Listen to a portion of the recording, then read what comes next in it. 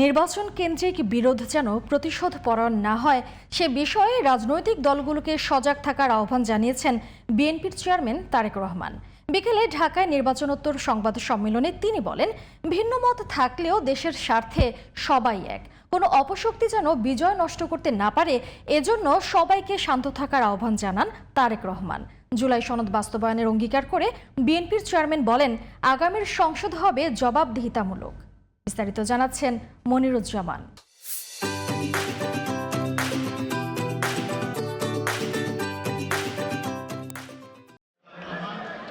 ত্রয়োদশ জাতীয় সংসদ নির্বাচনের 2 দিনের মাথায় আনুষ্ঠানিক প্রতিক্রিয়া জানাতে সংবাদ সম্মেলনের আয়োজন করে বিএনপি।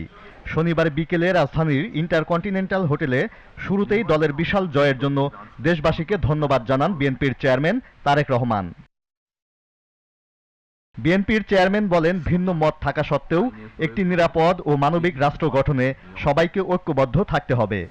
নির্বাচনে একে অপরের বিরুদ্ধে কিংবা এক দল আরেক দলের বিরুদ্ধে প্রতিদ্বন্দ্বিতা করতে গিয়ে নির্বাচনের মাঠে হয়তো কোথাও কোথাও নিজেদের মধ্যে ভুল বোঝাবুঝির সৃষ্টি হয়ে থাকতে পারে। তবে এ ধরনের বিরোধ যেন প্রতিশোধ প্রতিহিংসায় রূপ না নেয় সে ব্যাপারে সবাইকে সতর্ক থাকার জন্য আমি আন্তরিকভাবে আহ্বান জানাচ্ছি।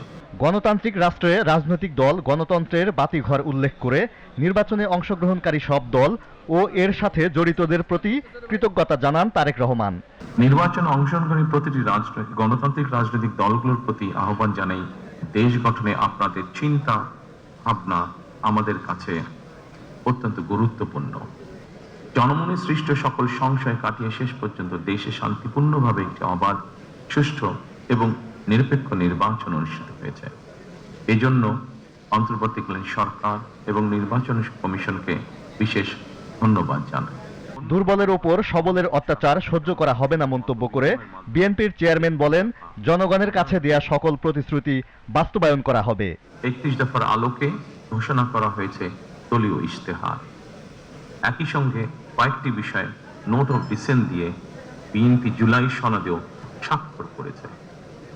আমরা জনগণের কাছে প্রতিশ্রুতিবদ্ধ, প্রত্যাশিত প্রতিটি অঙ্গীকার পর্যায়ক্রমিকভাবে বাস্তবায়ন করব ইনশাআল্লাহ। আইনের শাসন প্রতিষ্ঠা করা না গেলে আমাদের সকল চেষ্টা ব্যর্থ হয়ে যেতে পারে। আইনের শাসন প্রতিষ্ঠায় সরকারি দল কিংবা বিরোধী দল, অন্য মত কিংবা ভিন্ন মত, প্রতিটি বাংলাদেশী নাগরিকের জন্যই আইন সমান। আইনের প্রয়োগ হবে বিধিবদ্ধ নিয়মে। বিজয়ের আনন্দ যেন কেউ নষ্ট করতে না পারে সেজন্য গণতন্ত্রকামী সবাইকে সতর্ক থাকার আহ্বান জানান বিএনপির শীর্ষ নেতা। কোনো অপশক্তি যাতে পরিস্থিতির সুযোগ নিয়ে কোনো অপ্রীতিকর ঘটনা ঘটানোর সুযোগ নিতে না পারে, এজন্য নির্বাচনোত্তর নিরঙ্কুশ বিজয়ের অর্জনের পরও আমি সারা দেশে বিএনপি এবং জোটভুক্ত দলের সর্বস্তরের নেতাকর্মীদের বিজয় মিছিল বের করতে নিষেধ করেছিলাম। গণতন্ত্র প্রতিষ্ঠায় নেতাকর্মীদের ত্যাগ ও বেগম খালেদা জিয়ার অবদান স্মরণ করেন বিএনপির চেয়ারম্যান তারেক রহমান। এবার দেশ গড়ার পালা আমাদের। Moniruzzaman, GTV news, Dhaka.